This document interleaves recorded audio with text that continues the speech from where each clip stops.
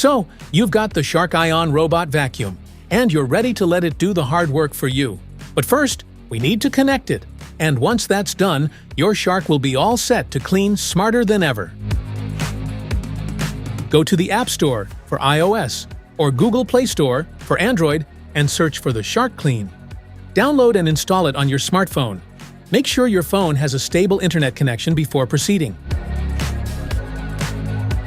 Press the power button on top of the Shark Ion Robot Vacuum until the indicator lights turn on.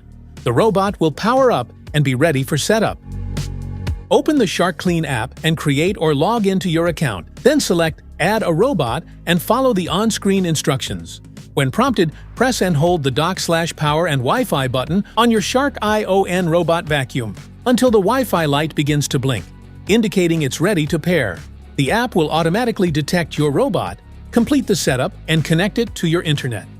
Afterward, you can start or stop cleaning, schedule runs, customize maps, set no-go zones, and monitor maintenance directly from your phone. And that's it! Your Shark Ion Robot Vacuum is now connected and ready to take over the cleaning. Thanks for watching, and don't forget to like, subscribe, and check the link below. See you in the next one!